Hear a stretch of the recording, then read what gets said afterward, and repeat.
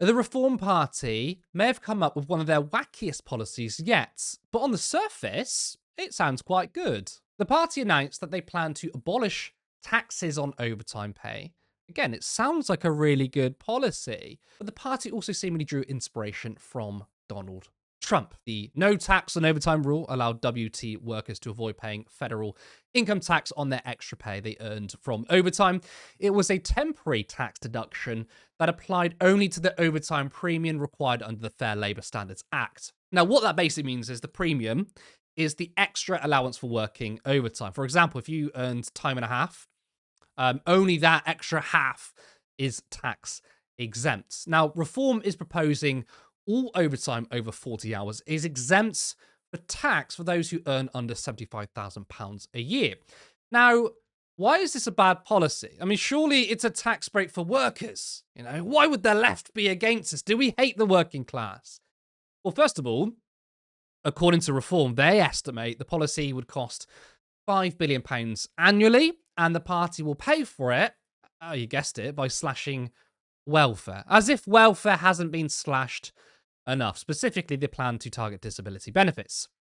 Secondly, it's a policy that comes with a multitude of problems, including a cliff edge. Take someone on £60,000 salary who has £14,999 overtime. Their total pay will be £74,999, and their overtime will be income tax-free. Sounds great, right? But give them a £1 pay rise, and the exemption would just disappear. Their tax and NIC bill would jump up by about £6,000. The marginal tax rate on that final pound would be 600,000%. That is not a typo. They would have to earn £85,000 before they were back in the same financial position. A policy supposedly designed to reward hard work would, at this £75,000 point, punish it catastrophically. Then, here's an obvious equity problem. Imagine two plumbers, both working 50 hours a week and both earning 50 grand, but one has 50 contracted hours and the other has 40 contracted hours plus 10 hours of overtime. The second will be £5,000 better off under this proposal. That makes no sense. So what will the first do? Obviously try to change their contracts. They won't work a single additional hour, but will suddenly have 10 hours magically labelled overtime. The £5 billion figure Reform claims it will cost. In reality, it's going to cost a lot more. And who's going to pay for it? We will, through cuts to spending. This policy clearly hasn't been thought out. In fact, a similar policy was introduced in France, only to be quickly scrapped. It also poses another question. If you're contracted to work 30 hours and you work 35 hours, is that extra 5 hours tax-free? Well, to be honest, it looks like it won't be, since it's not above 40 hours. Reform have said, okay, tax-free overtime above 40 hours. So this could mean those who work less than 40 hours are worse off than those who work more, and surely a tax system is supposed to help those who are struggling. Helena, do you think this was simply an ill-thought-out policy, or is this a cover for Reform to roll back the state? I mean, I think probably a subset of both, really. I mean, I think that broadly looking, as you say, towards a taxing less on working people, lowering taxes for people who go out and actually do a job, actually get paid PAYE, is something that's going to be politically really savvy for Reform UK. At the last general election, whilst not many people who are of working age supported Reform UK, and still on current polling, most people who vote for Reform are of retirement age, the people who do still vote for Reform of working age, outside of immigration, the biggest policy in 2024 that they marked as their reason for wanting to vote for Reform was their supposed increase of the tax-free threshold for people who earn under £20,000 a year to essentially not pay any tax on income at all. It would have cost a huge amount, it would have stripped back the state, but it was a very politically savvy and politically popular one, obviously significantly less affordable in terms of state provision than what we're seeing with this new policy proposal, which is far less ambitious. And the thing as well is that when you are cutting taxation for people on the lower end of the scale, and you are doing that at the same time as you are cutting services that is provided by the state, the people who mostly rely on those services are people on the lower end of the income spectrum, people who earn a lot more likely to pay to go private, less likely to just broadly need the help of the state, whether that is welfare or the provision of public services or any kind of assistance in that regard.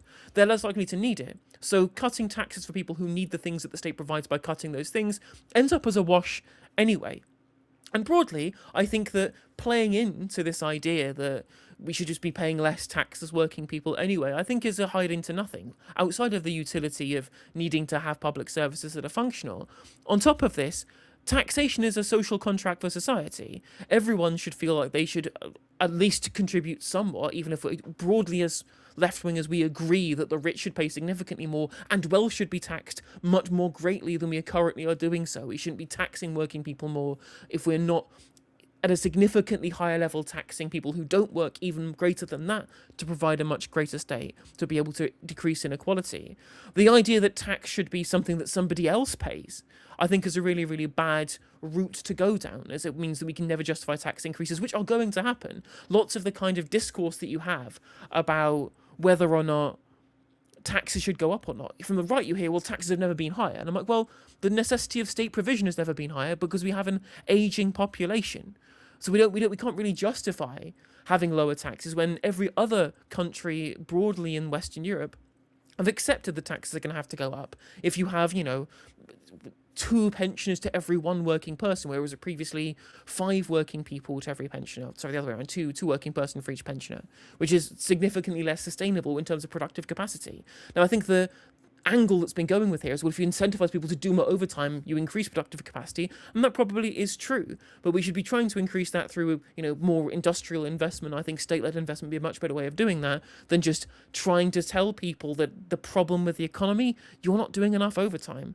Sure, we'll reward you for doing it, but you should be working more than 40 hours a week. And I'm like, well, actually, I don't agree with that. People should have more downtime. And if we're going to find a way of being able to encouraging more productivity, then we should try and get those from people who could be working more hours, but if they had more state provision for childcare or more provision for other things that's stopping them from working currently through targeted income support or targeted workplace support, much better way of doing it. Yeah, I mean, at the last election, there were many people I spoke to, and the thing that jumped out was the increasing the tax threshold to £20,000 a year. That is a overnight retail offer to people. Like, someone's life would change, not dramatically, but your taxes will be cut overnight. You can see how that's appealing. In this instance, once again, it's a tangible retail offer. Of course, we know the negative effects. It will be massive amounts of austerity to pay for it. But again, for people, that's a retail offer to say, oh my God, my overtime is going to be tax-free. I guess my question is, because I do think it's kind of politically savvy, one is obviously it's pitting working class people and unemployed people against each other because they say they're going to use it, they're going to cut welfare to pay for this. But do you think this also puts the left in a very difficult position? Because among many things, the left economic policy is popular. People want to tax the rich. People want public ownership. People want investment. No one likes privatization. Do you think the right wing pushing their tax cut agenda, okay, they're not just talking about tax cuts for the rich, but, for ordinary working class people, could this really stunt a left wing political project? And do you think we may be facing a significant problem where you've kind of got left populism? And I know we don't really think it's right-wing populism, but let's just presume we're not a leftist and it's in the eyes of, the ordinary person. You've got right-wing populism, which is cut taxes for you. Does that make our left populist argument more difficult?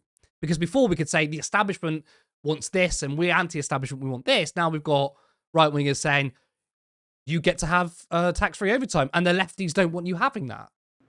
I mean, I think you're right. I think it is a problem. And one of the big problems is for too long, a bunch of left-wingers have again treated tax as something somebody else pays. Whilst, again, all of us agree with taxing the rich. We haven't had the hard conversations about the necessity of taxation. This obviously doesn't fund public services. You and I both agree, I think.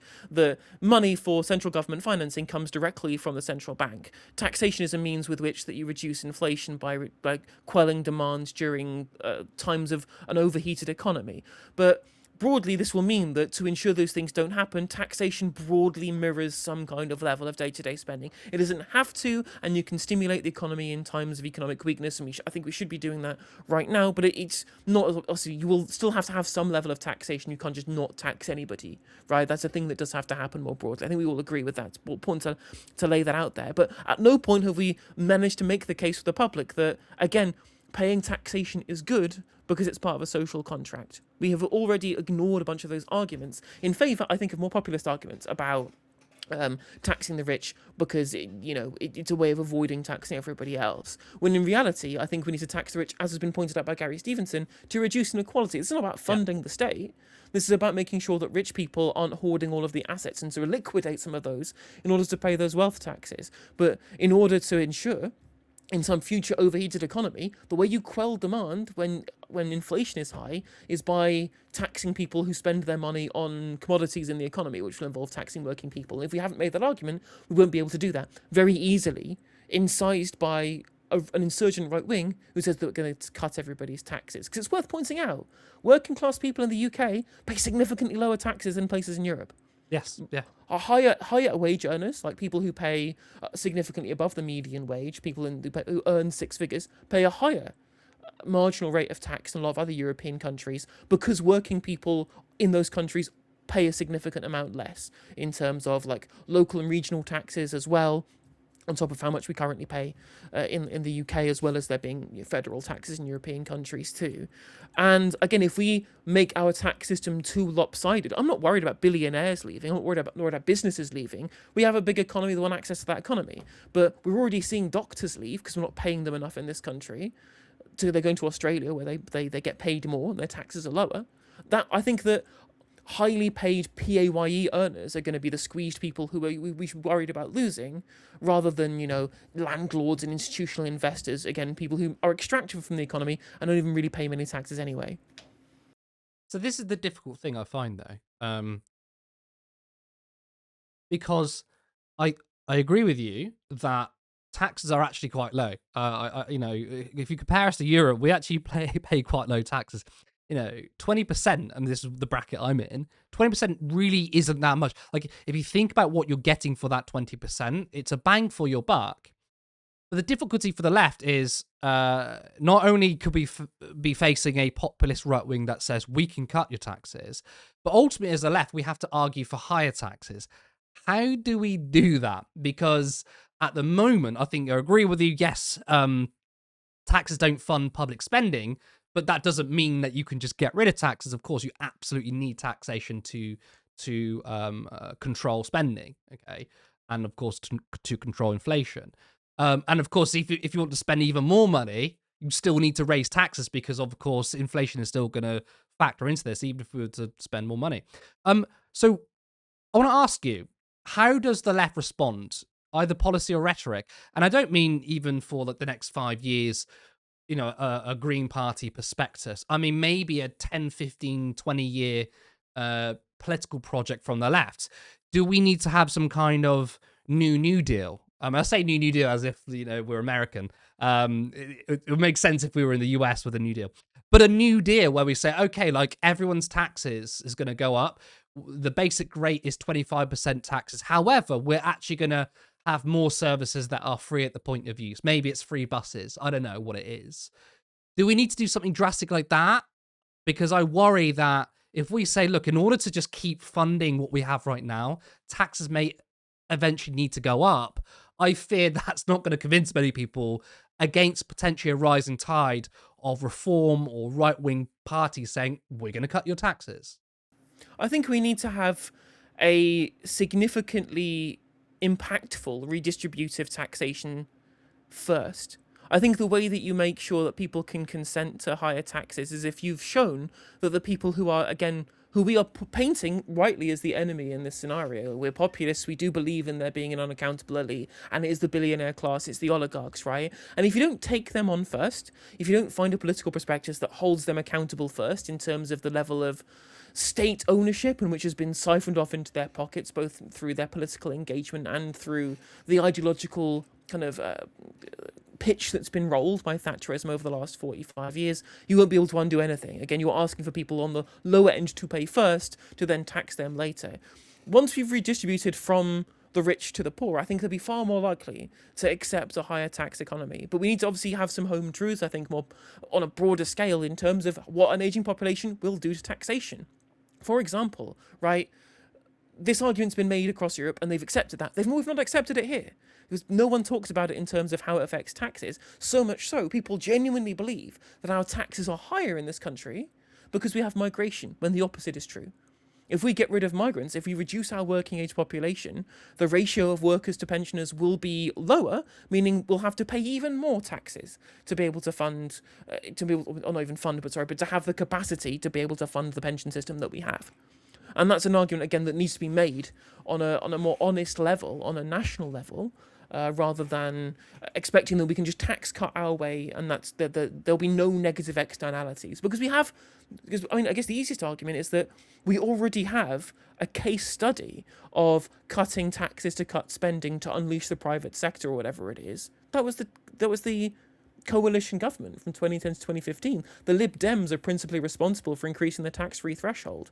Did that make our state more dynamic? Did that make us a growing economy? Did that help poorer people? It doesn't look like it to me.